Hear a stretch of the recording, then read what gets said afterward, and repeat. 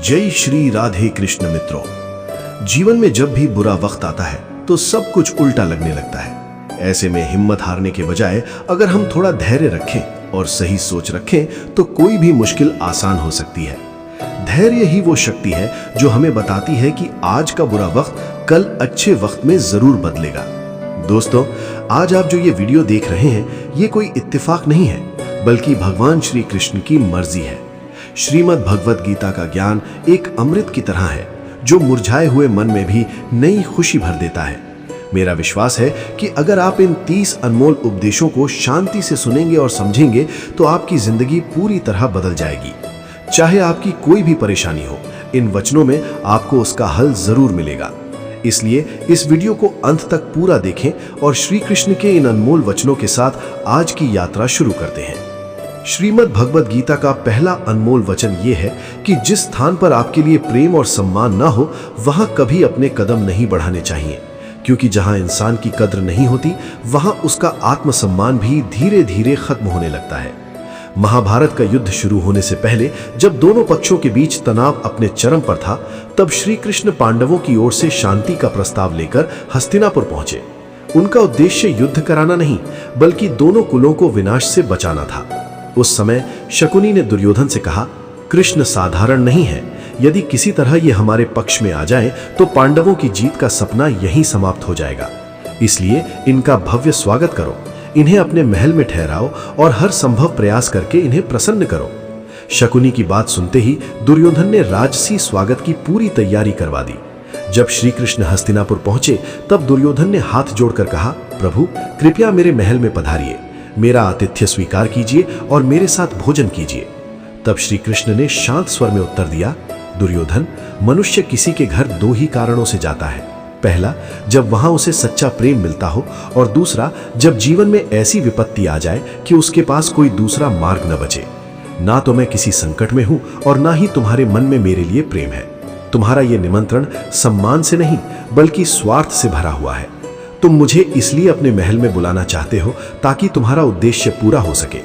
जहां केवल स्वार्थ हो वहां अपनापन कभी नहीं होता, इसलिए मैं तुम्हारा निमंत्रण स्वीकार नहीं कर सकता।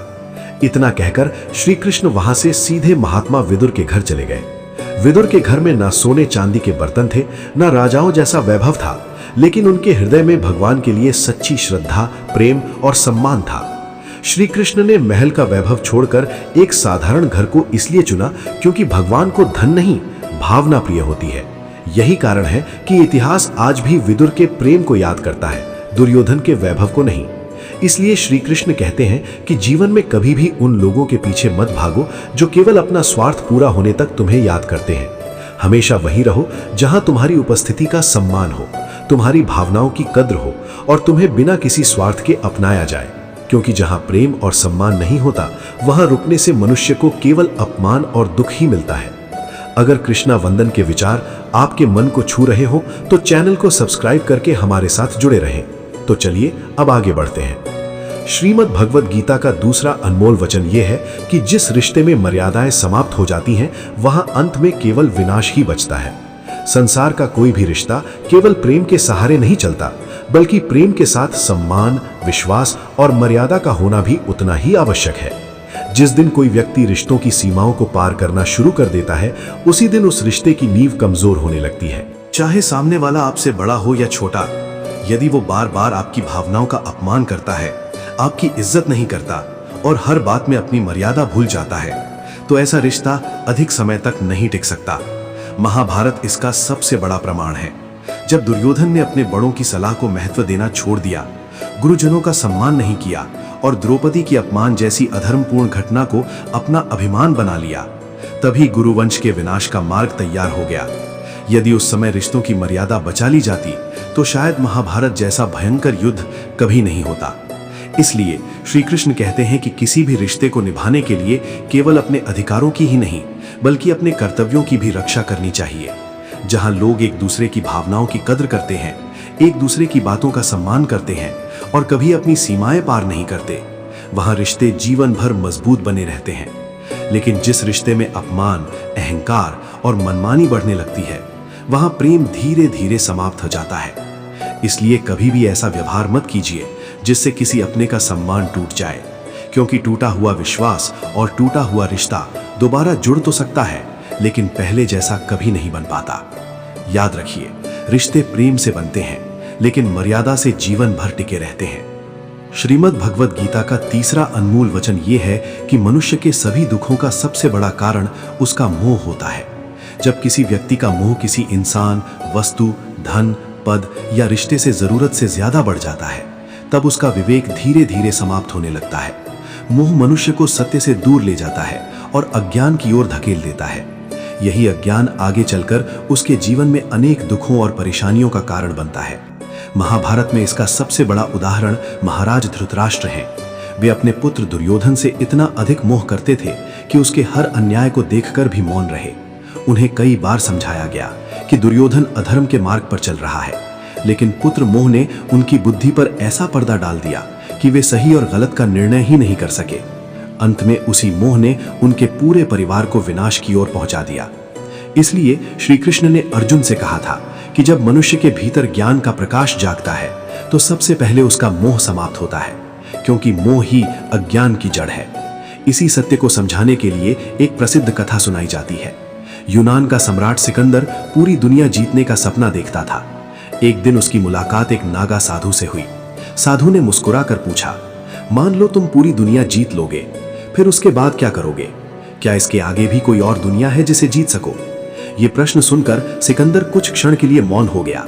तब संत हंसते हुए बोले, तुम्हें दुनिया जीतने की नहीं, अपने मोह को जीतने की आवश्यकता है, क्योंकि जिस व्यक्ति की इच्छाएं कभी समाप्त नहीं होती, उसे पूरी दुनिया भी सुख नहीं दे सकती।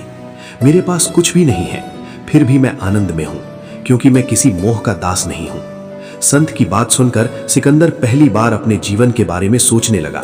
उसे समझ आ गया कि यदि मन का मोह समाप्त नहीं हुआ तो सारी दुनिया जीत कर भी शांति नहीं मिलेगी। श्री कृष्ण कहते हैं कि मोह केवल धन का ही नहीं होता। कई लोगों को परिवार का मोह होता है, किसी को सफलता का, किसी को मान शान का और किसी को सुख सुविधाओं का। लेकिन जहां मोह होता है वहां दुख भी अवश्य आता है। यदि मोह पूरा हो जाए तब भी उसे खोने का भय मनुष्य को सताता रहता है, और यदि मोह पूरा न हो तो उसे पाने की बेचैनी कभी खत्म नहीं होती। इसलिए दोनों ही परिस्थितियों में मनुष्य दुखी रहता है। जो व्यक्ति अपने मोह को छोड़कर संतोष का मार्ग अपनाता है, वही सच्चे आनंद का अनुभव करता है। इसीलिए श्री कृष्ण कहते हैं कि जो कुछ ईश्वर ने आपको दिया है, पहले उसके लिए कृतज्ञ बनिए, क्योंकि अधिक पाने का मोह कभी समाप्त नहीं होता। लेकिन संतोष मनुष्य को वही सुख देता है जिसकी तलाश वो पूरी दुनिया में करता रहता है। श्रीमद् भगवद गीता का चौथा अनमोल वचन ये है कि जो दूसरों के साथ छल करता है उसका अंत कभी अच्छा नहीं होता। छल और कपट से कुछ समय के लिए सफलता अवश्य मिल सकती है, लेकिन वो सफलता अधिक दिनों तक टिकती नहीं। समय आने पर मनुष्य को अपने हर कर्म का फल अवश्य मिलता है। इसलिए श्री कृष्ण कहते हैं कि किसी को धोखा देकर आगे बढ़ने वाला व्यक्ति ये कभी ना सोचे कि वो बच जाएगा, क्योंकि कर्म कभी किसी का हिसाब भूलता नहीं है। महाभारत में दुर्योधन और उसके मामा शकुनी ने अपने पूरे जीवन में पांडवों के साथ छल किया। कभी जुए का खेल रचा, कभी षड्यंत्र किया और हर कदम पर उन्हें धोखा देने का प्रयास किया। उन्होंने कभी धर्म और ईमानदारी का मार्ग नहीं चुना, बल्कि हमेशा कपट का सहारा लिया।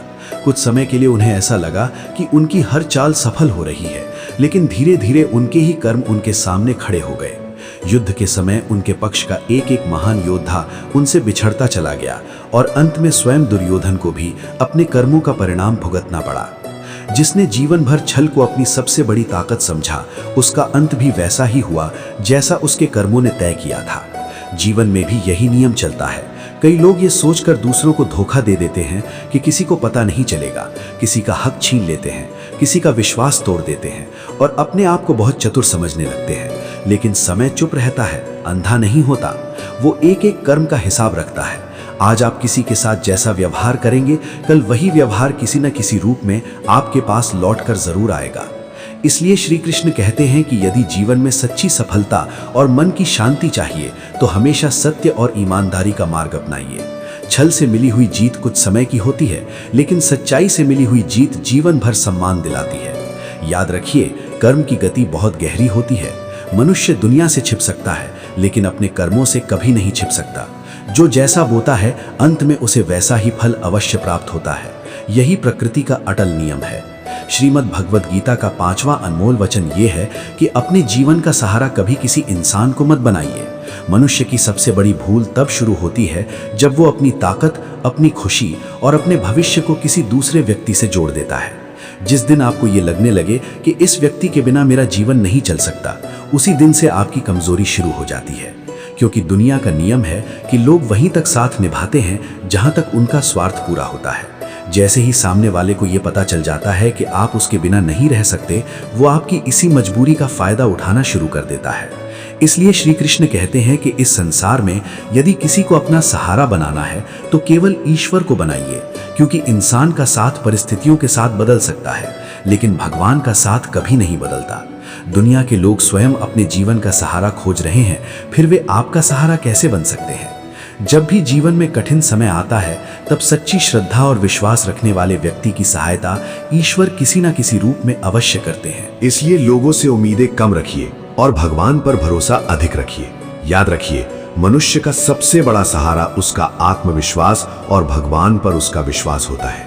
जो व्यक्ति हर समय दूसरों के सहारे जीना चाहता है, वो कभी मजबूत नहीं बन पाता। इसलिए अपने पैरों पर खड़ा होना सीखिए, अपने मन को मजबूत बनाइए और अपने जीवन की डोर किसी इंसान के हाथ में मत दीजिए, क्योंकि जब सहारा इंसान बनता है तो निराशा मिलने की संभावना रहती है, लेकिन जब सहारा ईश्वर बनते हैं तो रास्ते भले कठिन हो, मंजिल कभी दूर नहीं होती। श्रीमद् भगवद गीता का 6वां अनमोल वचन ये है कि अपने मन को शांत रखना सीखिए, क्योंकि अशांत मन मनुष्य को कभी सुखी नहीं रहने देता। संसार में मिलने वाला सुख और दुख बाहर की परिस्थितियों से नहीं, बल्कि मन की अवस्था से पैदा होता है। जिस व्यक्ति का मन शांत होता है, वो कठिन से कठिन परिस्थिति में भी सही निर्णय ले लेता है, लेकिन जिसका मन अशांत रहता है, वो छोटी सी बात को भी बहुत बड़ी समस्या बना लेता है।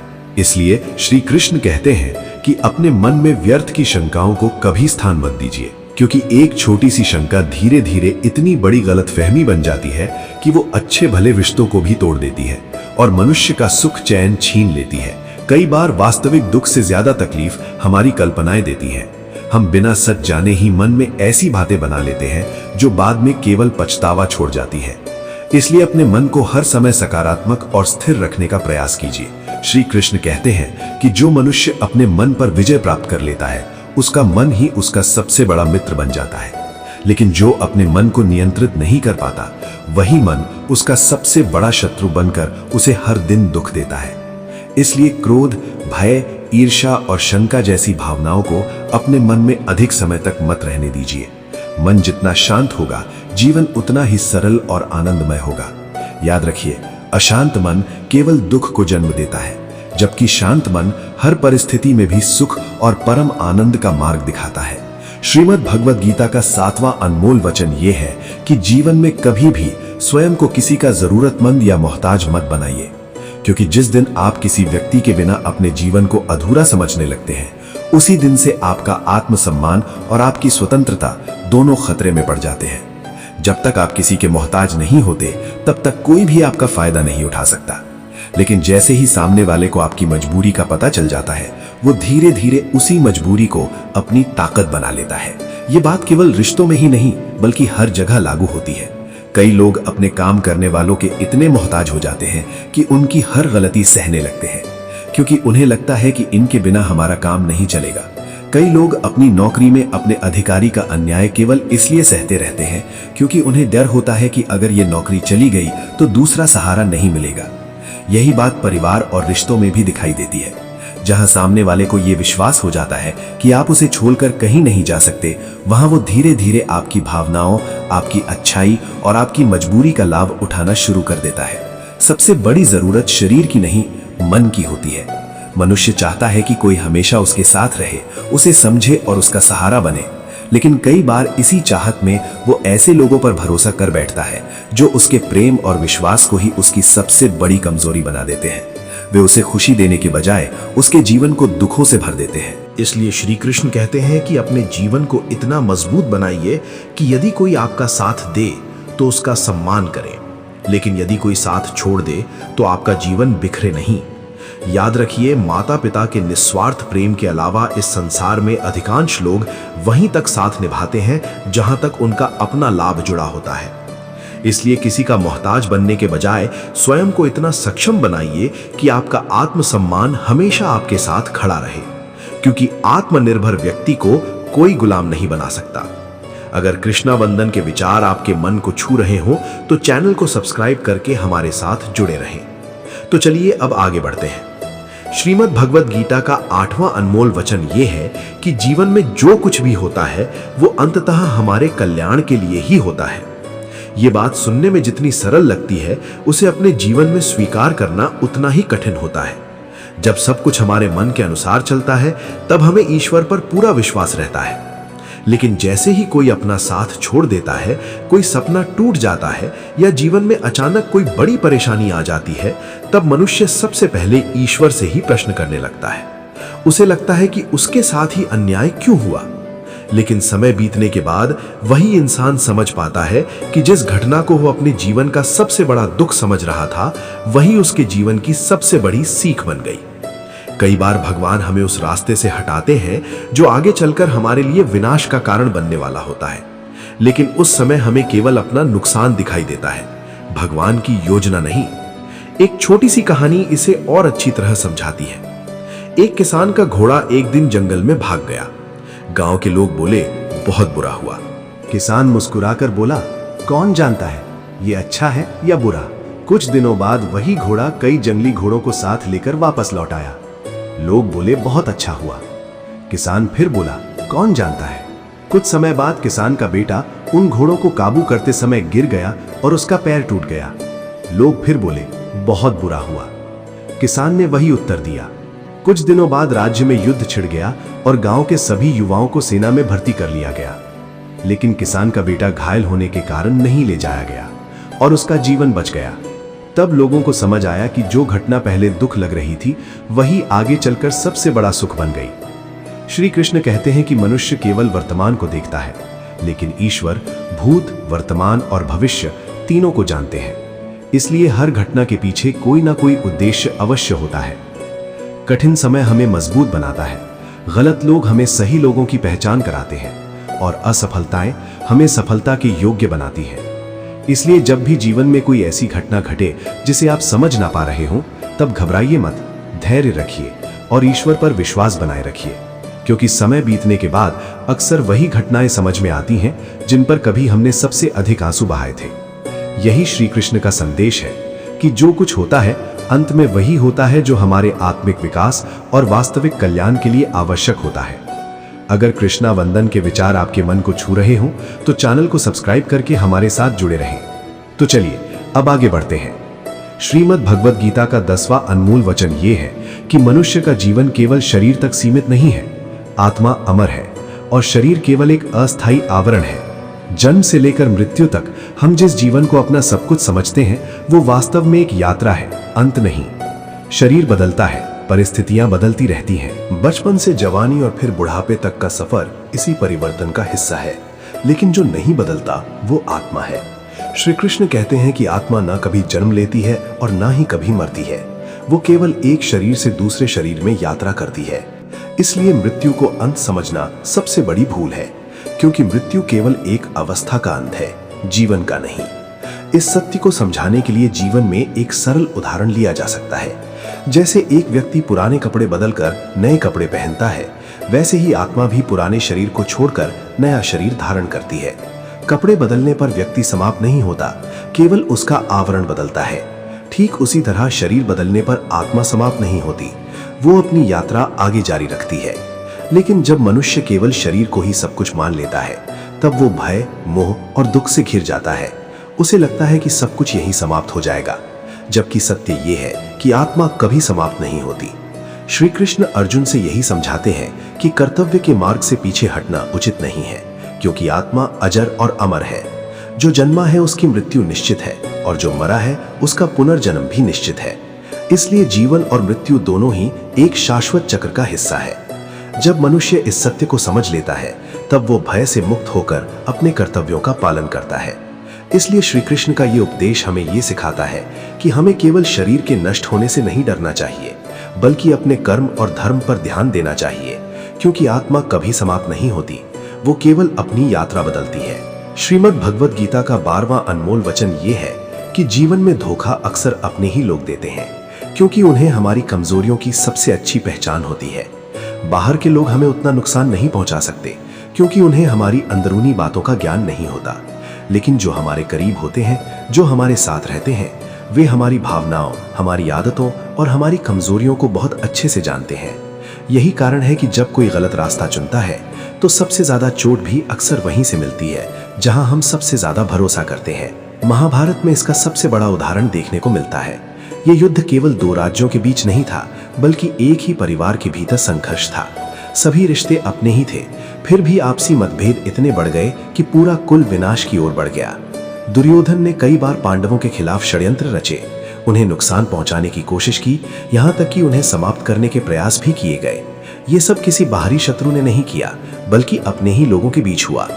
इसी तरह जब रिश्तों में ईर्ष्या, अहंकार और स्वार्थ आ जाता है तो अपने ही लोग सबसे बड़ा दर्द देने लगते हैं। जीवन में भी यही सत्य देखने को मिलता है। कई बार हमें वही लोग चोट पहुंचाते हैं जिन पर हम सबसे ज्यादा विश्वास करते हैं।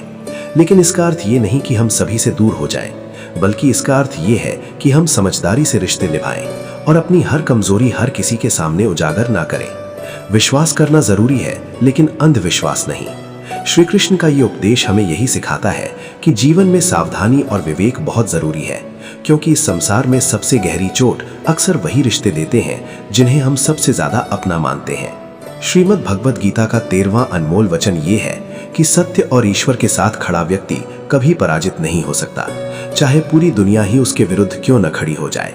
क्योंकि संसार की शक्ति सीमित होती है, लेकिन धर्म और ईश्वर की शक्ति असीम होती है। महाभारत के युद्ध से पहले धृतराष्ट्र बार बार संजय से युद्ध की स्थिति पूछते थे। उन्हें पूरा विश्वास था कि उनके पक्ष में भीष्म पितामह, गुरु द्रोणाचार्य और महाबली कर्ण जैसे योद्धा खड़े हैं, इसलिए विजय निश्चित है। लेकिन संजय ने उन्हें यह सत्य बताया कि जहां स्वयं योगेश्वर श्री कृष्ण खड़े हों, वहां केवल सेना या शक्ति का महत्व नहीं रहता, वहां परिणाम पहले ही तय हो जाता है। सत्य और धर्म का पक्ष चाहे कितना भी कमजोर क्यों न दिखे, अंत में विजय उसी की होती है। यही कारण था कि इतनी विशाल और शक्तिशाली सेना होने के बावजूद अंत में जीत पांडवों की हुई, क्योंकि उनके साथ केवल योद्धा नहीं बल्कि स्वयं भगवान श्री कृष्ण थे। ये उपदेश हमें सिखाता है कि जीवन में परिस्थितियां चाहे कितनी भी कठिन क्यों ना हो, यदि हम सत्य और धर्म के मार्ग पर अडिग रहते हैं तो कोई भी शक्ति हमें पराजित नहीं कर सकती। अगर कृष्णा वंदन के विचार आपके मन को छू रहे हो तो चैनल को सब्सक्राइब करके हमारे साथ जुड़े रहें। तो चलिए अब आगे बढ़ते हैं। श्रीमद् भगवत गीता का 14वां अनमोल वचन ये है कि मनुष्य के लिए कुछ भी असंभव नहीं होता यदि उसके भीतर आत्मविश्वास और दृढ़ संकल्प हो। असंभव शब्द स्वयं मनुष्य के डर से जन्म लेता है, वास्तविकता से नहीं। श्री कृष्ण कहते हैं कि मनुष्य अपनी सोच से ही स्वयं को सीमित कर लेता है। यदि वो ये मान ले कि वो कमजोर है तो वो सच में कमजोर हो जाता है, और यदि वो ये विश्वास कर ले कि वो कर सकता है तो परिस्थितियां भी उसके अनुकूल होने लगती हैं। एक राज्य में अचानक सूचना मिली कि पड़ोसी राज्य बहुत बड़ी सेना लेकर आक्रमण करने वाला है। राजा घबरा गया और सभा बुलाकर सलाह मांगी। सभी लोग भय में थे, लेकिन एक मंत्री ने कहा कि यदि युद्ध निश्चित है तो डर कर बैठना समाधान नहीं है, बल्कि अभी से साहसिक निर्णय लेना ही बुद्धिमानी है। उसने सुझाव दिया कि पहले हमला करना अधिक सही रहेगा, क्योंकि जब मनुष्य के पास पीछे लौटने का विकल्प नहीं बचता तब उसकी शक्ति कई गुना बढ़ जाती है। राजा ने साहस किया और पूरी सेना के साथ युद्ध के लिए निकल पड़ा। आश्चर्य ये हुआ कि जिस शत्रु को वो अजय समझ रहा था उसी को उसने पराजित कर दिया। ये हमें सिखाता है कि जब मनुष्य अपने भय को छोड़कर संकल्प के साथ आगे बढ़ता है तब असंभव भी संभव बन जाता है। इसलिए श्री कृष्ण कहते हैं कि आत्मा के लिए कुछ भी असंभव नहीं है। असंभव केवल हमारी सोच और हमारे डर में होता है। श्रीमद् भगवत गीता का 15वां अनमोल वचन ये है कि हर इंसान के भीतर 3 गुण होते हैं, सतोगुण, रजोगुण और तमोगुण, और इन्हीं के संतुलन से उसका स्वभाव बनता है। इसलिए इस संसार में कोई भी व्यक्ति पूरी तरह अच्छा या पूरी तरह बुरा नहीं होता। हर इंसान के अंदर अच्छाई भी होती है और कमियां भी होती है। फर्क सिर्फ इतना होता है कि कौन किस गुण को अपने ऊपर हावी होने देता है। श्री कृष्ण कहते हैं कि यदि आप चाहें तो सबसे अच्छे व्यक्ति में भी दोष निकाल सकते हैं, और यदि चाहें तो सबसे बुरे व्यक्ति में भी कोई अच्छाई खोज सकते हैं। यही मानव स्वभाव की सच्चाई है। इसलिए किसी एक गलती के आधार पर किसी इंसान को पूरी तरह गलत मान लेना भी उचित नहीं होता। एक छोटी सी कहानी इसे समझाती है। एक गुरु अपने शिष्यों को लेकर एक गांव से गुजर रहे थे। रास्ते में उन्हें एक व्यक्ति मिला जिसकी छवि गांव में बहुत खराब मानी जाती थी। लोगों ने कहा कि ये व्यक्ति बहुत बुरा है, इससे दूर रहना चाहिए। लेकिन गुरु ने मुस्कुराकर कहा कि चलो देखते हैं इसमें क्या सत्य है। जब वे उस व्यक्ति के पास रुके तो वो व्यक्ति आदर से झुक गया और उसने गुरु की सेवा की।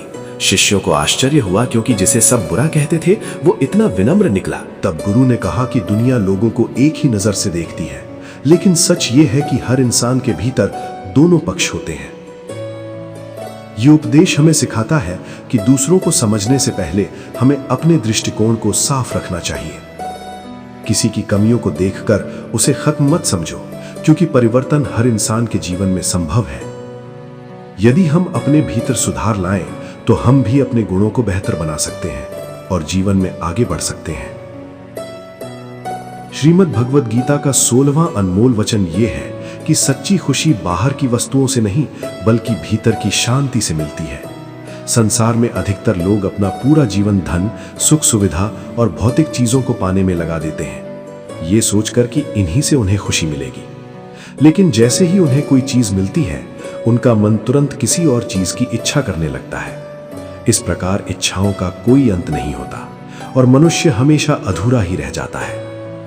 श्री कृष्ण कहते हैं कि जो व्यक्ति अपनी इच्छाओं को नियंत्रित करना सीख लेता है, वही वास्तविक आनंद को प्राप्त करता है। एक व्यक्ति बहुत गरीब था। वो सोचता था कि अगर उसके पास धन आ जाए तो वो सबसे खुश इंसान बन जाएगा। समय के साथ वो मेहनत करके बहुत धनवान बन गया, लेकिन अब उसकी चिंता और बढ़ गई। पहले उसे सिर्फ जरूरतों की चिंता थी, अब उसे अपने धन को खोने का डर सताने लगा। वो रातों को सो नहीं पाता था। एक दिन वो एक साधु के पास गया और बोला कि मैं पहले से ज्यादा दुखी हूं। साधु ने मुस्कुराकर कहा कि तुमने खुशी बाहर ढूंढी जबकि वो तुम्हारे भीतर थी। जब तक मन इच्छाओं के पीछे भागता रहेगा तब तक शांति नहीं मिलेगी। ये उपदेश हमें सिखाता है कि सच्ची खुशी किसी बाहरी वस्तु में नहीं बल्कि मन की स्थिति में होती है। यदि मन शांत है तो साधारण जीवन भी आनंद से भर जाता है, और यदि मन अशांत है तो सब कुछ होने के बाद भी जीवन खाली लगता है। इसलिए श्री कृष्ण कहते हैं कि इच्छाओं को नियंत्रित करो और संतोष को अपनाओ, क्योंकि संतोष ही वास्तविक सुख की कुंजी है। श्रीमद् भगवद गीता का 70वां अनमोल वचन यह है कि जीवन में सबसे बड़ा नियम यही है कि हम अपने कर्म पर ध्यान दें, ना कि इस पर कि लोग हमारे बारे में क्या सोचते हैं। क्योंकि जब इंसान दूसरों की राय के अनुसार जीने लगता है, तब वो अपने फैसले खुद नहीं ले पाता और धीरे धीरे उसका आत्मविश्वास कमजोर होने लगता है। श्री कृष्ण कहते हैं कि संसार में हर व्यक्ति की अपनी अलग सोच होती है, और यदि आप सबकी बातों को सही मानने लगेंगे तो आप कभी भी अपने लक्ष्य तक नहीं पहुंच पाएंगे। एक कहानी इसे अच्छे से समझाती है। एक व्यक्ति अपने बेटे के साथ बाजार जा रहा था। रास्ते में लोग कुछ भी कहते, कोई कहता ये गलत है, कोई कहता ये सही नहीं कर रहा, कोई सलाह देता, कोई आलोचना करता। पहले वो व्यक्ति बहुत परेशान हुआ, लेकिन फिर उसने अपने बेटे से कहा कि देखो, अगर हम हर किसी की बात मानेंगे तो हम कहीं नहीं पहुंच पाएंगे।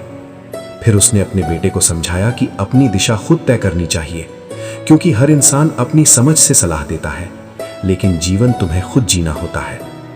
उस दिन के बाद उसने लोगों की बातों को सुनना तो शुरू रखा, लेकिन अपना निर्णय खुद लेना सीख लिया। यह उपदेश हमें सिखाता है कि जीवन में असली सफलता वही पाता है जो अपने विवेक से निर्णय लेता है और दूसरों की राय से डरकर अपने रास्ते नहीं बदलता। यदि हम हर आलोचना से रुक जाएं, तो हम कभी आगे नहीं बढ़ पाएंगे। इसलिए श्री कृष्ण कहते हैं कि कर्म करो, लक्ष्य पर ध्यान दो और परिणाम की चिंता छोड़ दो, क्योंकि अंत में वही सफल होता है जो अपने कर्मों पर विश्वास रखता है। भगवद गीता का 18वां अनमोल वचन ये है कि मित्रता जीवन में सोच समझकर करनी चाहिए, क्योंकि सही मित्र जीवन को बदल देता है और गलत मित्र जीवन को बर्बाद कर सकता है। महाभारत इसका सबसे बड़ा उदाहरण है, जहां मित्रता और विश्वास दोनों ने युद्ध के परिणाम को बदल दिया। कुछ लोग ऐसे थे जिन्होंने सही समय पर सही साथ दिया, और कुछ ऐसे भी थे जिन्होंने अपने स्वार्थ के लिए पक्ष बदल लिया। यही जीवन की सच्चाई है कि हर कोई आपका सच्चा साथी नहीं होता। श्री कृष्ण और अर्जुन की मित्रता हमें यह सिखाती है कि सच्चा मित्र वही है जो कठिन समय में सही मार्ग दिखाए, ना कि केवल खुशियों में साथ दे। दूसरी ओर दुर्योधन और कर्ण की मित्रता ये दिखाती है कि केवल भावनाओं में लिया गया निर्णय कई बार जीवन को गलत दिशा में ले जाता है। कर्ण ने दुर्योधन का साथ निभाया, लेकिन परिस्थितियां ऐसी बनी कि उसका परिणाम उसके पक्ष में नहीं रहा। इससे हमें यह समझ आता है कि मित्रता केवल भावनाओं पर नहीं बल्कि विवेक पर आधारित होनी चाहिए। ये उपदेश हमें यह सिखाता है कि जीवन में हर चीज को एक सीमा में रखना ही बुद्धिमानी है। ना बहुत अधिक अपेक्षा, ना बहुत अधिक क्रोध, ना बहुत अधिक मोह, क्योंकि अति ही हर समस्या की जड़ है। जो व्यक्ति संतुलन में जीना सीख लेता है वही शांत और सफल जीवन का आनंद प्राप्त करता है। श्रीमद् भगवद गीता का 20वां अनमोल वचन ये है कि हर मनुष्य को अपने कर्मों का फल अवश्य मिलता है। इस नियम से कोई भी बच नहीं सकता। जो जैसा कर्म करता है वो उसी के अनुसार परिणाम पाता है। श्री कृष्ण कहते हैं कि कर्म एक ऐसा बीज है जो कभी ना कभी फल अवश्य देता है, चाहे अच्छा हो या बुरा। एक गांव में एक किसान था। वो हमेशा ईमानदारी से मेहनत करता था और दूसरों की मदद भी करता था। वहीं उसी गांव में एक व्यक्ति ऐसा था जो दूसरों का हक छीनकर अपने लाभ के लिए गलत रास्ते अपनाता था। समय बीतता गया, ईमानदार किसान धीरे धीरे समृद्ध हो गया और लोग उसका सम्मान करने लगे। वहीं गलत रास्ते पर चलने वाला व्यक्ति अपने ही कर्मों के कारण कठिनाइयों में घिर गया। लोगों ने कहा कि ये किस्मत है, लेकिन असल में ये कर्मों का ही परिणाम था। ये उपदेश हमें ये सिखाता है कि हमें हमेशा अपने कर्मों पर ध्यान देना चाहिए, क्योंकि परिणाम हमारे हाथ में नहीं होता, लेकिन कर्म हमारे हाथ में कर्म होता अच्छे है। होंगे तो जीवन में शांति और सम्मान मिलेगा, और यदि कर्म गलत होंगे तो उसका परिणाम भी कठिन होगा। इसलिए श्री कृष्ण कहते हैं कि बिना फल की चिंता किए केवल सही कर्म करते रहो, क्योंकि समय सबका हिसाब जरूर करता है। श्रीमद् भगवद गीता का 21वां अनमोल वचन ये है कि मनुष्य इस संसार में खाली हाथ आता है और खाली हाथ ही वापस जाता है। इस जीवन में जो कुछ भी हमें मिलता है वो स्थायी नहीं होता। सब कुछ समय के साथ बदल जाता है। धन, रिश्ते, पद, सम्मान और यहां तक कि शरीर भी एक दिन समाप्त हो जाता है। इसलिए श्री कृष्ण कहते हैं कि मनुष्य को यह समझना चाहिए कि वो केवल कर्म करने वाला है, फल का स्वामी नहीं।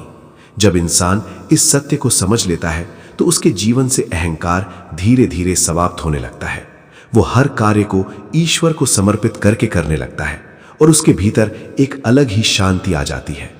जीवन में सबसे बड़ा धन संतोष है, क्योंकि जिसके पास संतोष है वो सबसे अमीर है, चाहे उसके पास कितना भी कम क्यों ना हो। सबसे बड़ा उपहार स्वास्थ्य है, क्योंकि यदि शरीर साथ नहीं दे तो सारी संपत्ति व्यर्थ हो जाती है। और सबसे सच्चा संबंध वफादारी और विश्वास से बनता है, ना कि केवल शब्दों और वादों से। एक बार एक राजा बहुत धनवान था, लेकिन फिर भी वो हमेशा चिंतित रहता था। उसके पास सब कुछ था, फिर भी उसे शांति नहीं मिलती थी। उसने एक साधु से पूछा कि मेरे पास सब कुछ है, फिर भी मैं सुखी क्यों नहीं हूं?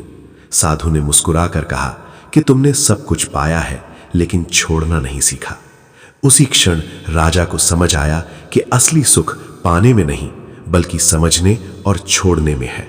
श्रीमद् भगवद गीता का 23वां अनमोल वचन ये है कि जीवन की सबसे कठिन परीक्षा अपने ही लोगों के बीच होती है, क्योंकि बाहरी लोग केवल सामने से चोट पहुंचाते हैं, लेकिन अपने लोग अंदर से तोड़ देते हैं। श्री कृष्ण कहते हैं कि हर किसी को बिना सोचे समझे अपना मान लेना बुद्धिमानी नहीं है, बल्कि जीवन में विवेक बहुत जरूरी है। महाभारत में भी यही देखा गया कि एक ही परिवार के भीतर सबसे बड़ा युद्ध हुआ। पांडव और कौरव एक ही खून के थे, फिर भी उनके बीच ईर्ष्या और अहंकार ने इतना गहरा रूप ले लिया कि वो विनाश का कारण बन गया। दुर्योधन पांडवों की सफलता को कभी स्वीकार नहीं कर सका और यही जलन धीरे धीरे एक बड़े युद्ध में बदल गई। जीवन में भी ऐसा ही होता है।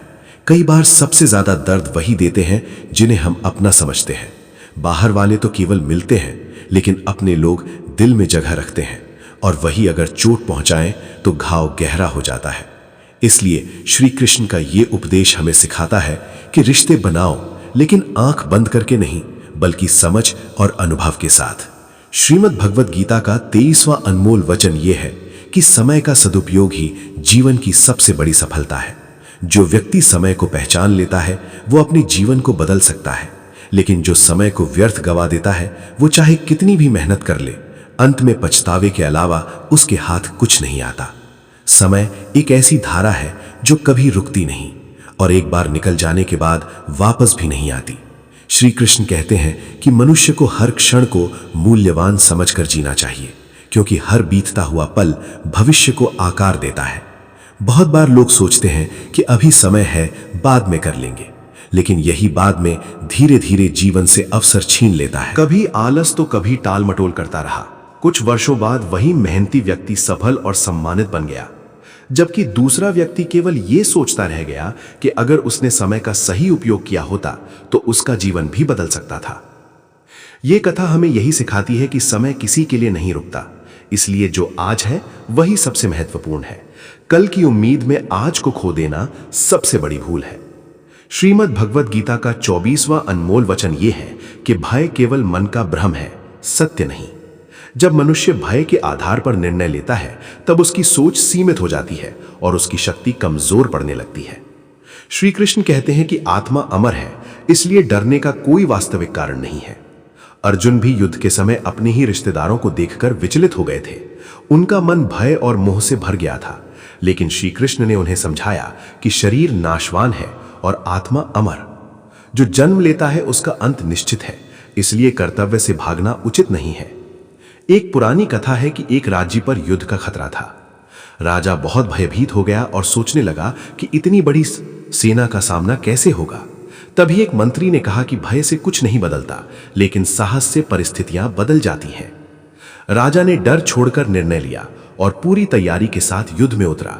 आश्चर्य की बात यह थी कि वही सेना जिससे वो डर रहा था उसका सामना नहीं कर सकी, क्योंकि राजा और उसकी सेना का मन भय से मुक्त होकर दृढ़ हो चुका था। ये शिक्षा हमें सिखाती है कि डर को बढ़ने देना सबसे बड़ी कमजोरी है और उसका सामना करना सबसे बड़ी ताकत है। जब मनुष्य अपने भय पर विजय पा लेता है तब दुनिया की कोई भी शक्ति उसे रोक नहीं सकती। अगर कृष्णा वंदन के विचार आपके मन को छू रहे हो तो चैनल को सब्सक्राइब करके हमारे साथ जुड़े रहें। तो चलिए अब आगे बढ़ते हैं। श्रीमद् भगवद गीता का 25वां अनमोल वचन यह है कि जो व्यक्ति स्वयं का सम्मान नहीं करता उसे दुनिया भी सम्मान नहीं देती। जीवन में आत्मसम्मान सबसे बड़ी शक्ति होती है, क्योंकि जब तक व्यक्ति अपने आप को महत्व नहीं देता तब तक दुनिया भी उसे गंभीरता से नहीं लेती। श्री कृष्ण का यह संदेश हमें यह सिखाता है कि दूसरों को सम्मान देना अच्छी बात है, लेकिन अपनी कीमत को कम करना सही नहीं है। कई बार लोग दूसरों को खुश करने के लिए खुद को ही छोटा बना लेते हैं और धीरे धीरे वही लोग उनकी इज्जत करना बंद कर देते हैं। एक कथा है कि एक व्यक्ति हमेशा हर किसी को खुश करने की कोशिश करता था। वो सबकी बात मानता, सबके अनुसार खुद को बदलता रहता, लेकिन कोई भी उसकी कदर नहीं करता था। धीरे धीरे वो अंदर से टूटने लगा। फिर एक दिन उसने निर्णय लिया कि अब वो अपने आत्मसम्मान के साथ जिएगा और जो लोग उसकी इज्जत नहीं करते उनसे दूरी बनाएगा। आश्चर्य की बात यह हुई कि जैसे ही उसने खुद को महत्व देना शुरू किया, लोग भी उसके व्यवहार को समझने लगे और उसका सम्मान करने लगे। ये उपदेश हमें सिखाता है कि आत्मसम्मान खोकर कोई भी संबंध टिकाऊ नहीं रह सकता। जो व्यक्ति अपने आप को पहचानता है वही दूसरों की नजर में भी मजबूत बनता है। श्रीमद् भगवद गीता का 26वां अनमोल वचन यह है कि सच्चा मित्र वही होता है जो कठिन समय में साथ रहे, क्योंकि आसान समय में तो हर कोई साथ दे देता है, लेकिन असली पहचान मुश्किल समय में होती है। श्री कृष्ण और अर्जुन की मित्रता इसका सबसे सुंदर उदाहरण है। जब अर्जुन युद्ध के मैदान में भ्रमित और दुखी थे, तब श्री कृष्ण ने न केवल उनका मार्गदर्शन किया बल्कि हर परिस्थिति में उनका साथ दिया। उन्होंने अर्जुन को केवल एक योद्धा नहीं बनाया, बल्कि धर्म और सत्य के मार्ग पर चलना सिखाया। जीवन में कई लोग केवल तब तक साथ रहते हैं जब तक उन्हें लाभ मिलता है, लेकिन जैसे ही कठिनाई आती है वे दूर हो जाते हैं। वही सच्चे मित्र वही होते हैं जो बिना किसी स्वार्थ के साथ निभाते हैं। एक कहानी है कि दो मित्र एक यात्रा पर जा रहे थे। रास्ते में अचानक खतरा आया और एक मित्र ने दूसरे को अकेला छोड़ दिया। बाद में जब परिस्थिति सामान्य हुई तो जिसे छोड़ा गया था उसने कहा कि तुमने कठिन समय में साथ नहीं दिया, इसलिए तुम्हारी मित्रता केवल शब्दों तक ही सीमित थी। यही जीवन का सत्य है कि मित्रता का असली अर्थ साथ निभाने में है, केवल साथ होने में नहीं। श्रीमद् भगवद गीता का 28वां अनमोल वचन ये है कि बदले की भावना मनुष्य को भीतर से कमजोर कर देती है। जब व्यक्ति अपने मन में किसी के प्रति प्रतिशोध की भावना रखता है तो वो धीरे धीरे अपनी ही शांति, अपना ही संतुलन और अपनी ही ऊर्जा खो देता है। श्री कृष्ण कहते हैं कि क्षमा करना सबसे बड़ा धर्म है और लेना सबसे बड़ा बंधन। जो व्यक्ति हमेशा बदले की आग में चलता रहता है वो अपने वर्तमान और भविष्य दोनों को नष्ट कर देता है। वो हर समय उसी पीड़ा में जीता है जिसने उसे पहले छोड़ दी थी। जबकि जो व्यक्ति क्षमा करना सीख लेता है वो अपने जीवन को हल्का और शांत बना लेता है। एक कथा है कि एक गांव में दो व्यक्ति रहते थे। एक व्यक्ति ने दूसरे के साथ अन्याय किया था। पहला व्यक्ति वर्षों तक बदले की भावना में चलता रहा। हर समय वही घटना उसके मन में घूमती रहती थी, लेकिन समय के साथ उसका स्वास्थ्य और मानसिक शांति दोनों बिगड़ने लगे। वहीं दूसरे व्यक्ति ने अंत में क्षमा मांग ली और अपने जीवन को सुधारने लगा। जो व्यक्ति पहले बदले में जी रहा था उसने अंततः समझा कि बदला उसे नहीं बल्कि उसे ही नष्ट कर रहा था। ये शिक्षा हमें सिखाती है कि जीवन में आगे बढ़ना है तो क्षमा को अपनाओ, क्योंकि बदले की भावना सिर्फ दर्द बढ़ाती है, समाधान नहीं देती। श्रीमद् भगवत गीता का 29वां अनमोल वचन ये है कि अंधा विश्वास हमेशा खतरनाक होता है। किसी भी व्यक्ति, परिस्थिति या रिश्ते पर बिना सोचे समझे और बिना समझदारी के भरोसा कर लेना जीवन में कई बार बड़े दुख का कारण बन सकता है। श्री कृष्ण कहते हैं कि विश्वास होना चाहिए, लेकिन वो विश्वास विवेक और समझ के आधार पर होना चाहिए, केवल भावनाओं के आधार पर नहीं। महाभारत में कई बार ये देखा गया कि पांडवों ने अपने ही संबंधों पर भरोसा किया, लेकिन सामने से हर बार सच्चाई वैसी नहीं निकली जैसी दिखाई दे रही थी। दुर्योधन ने कई बार छल और कपट का सहारा लेकर परिस्थितियों को अपने पक्ष में करने की कोशिश की। ये हमें सिखाता है कि हर मुस्कुराता चेहरा सच्चा नहीं होता और हर मीठी बात के पीछे सद्भावना नहीं होती। एक कथा है कि एक व्यापारी हर किसी पर जल्दी भरोसा कर लेता था। कई बार उसे धोखा मिला, लेकिन फिर भी उसने सीख नहीं ली। अंत में उसे बहुत बड़ा नुकसान हुआ। तब उसे समझ आया कि भरोसा करना गलत नहीं है, लेकिन बिना जांचे परखे किसी पर पूरी तरह निर्भर हो जाना ही सबसे बड़ी भूल थी। ये उपदेश हमें सिखाता है कि जीवन में संतुलन रखना जरूरी है। ना तो पूरी तरह अविश्वास करो और ना ही आंख बंद करके विश्वास करो। श्रीमद् भगवत गीता का 30वां अनमोल वचन ये है कि मनुष्य जैसा आहार करता है वैसा ही उसका मन और विचार बनते हैं।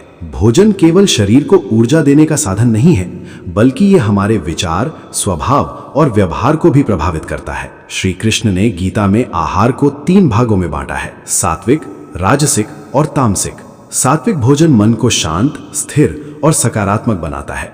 ऐसा व्यक्ति जीवन में संतोष और स्पष्ट सोच के साथ आगे बढ़ता है। राजसिक भोजन मन में अस्थिरता, क्रोध और लालसा बढ़ाता है, जिससे व्यक्ति हमेशा बेचैनी में रहता है। वहीं तामसिक भोजन मन और शरीर दोनों में आलस्य, नकारात्मकता और भ्रम पैदा करता है, जिससे जीवन में अंधकार बढ़ने लगता है। एक कथा है कि एक ऋषि के आश्रम में 2 शिष्य रहते थे। दोनों को समान शिक्षा दी गई, लेकिन एक शिष्य सात्विक जीवन जीता था और दूसरा अपनी इच्छाओं और गलत आदतों में उलझा रहता था। समय के साथ सात्विक शिष्य शांत, ज्ञानी और सफल बन गया, जबकि दूसरा शिष्य हमेशा अशांति और असंतोष में डूबा रहा। गुरु ने उन्हें समझाया कि अंतर शिक्षा का नहीं बल्कि जीवन शैली और आहार का था। ये उपदेश हमें सिखाता है कि यदि हमें अपने विचारों को शुद्ध रखना है तो हमें अपने आहार और जीवन शैली को भी शुद्ध रखना होगा।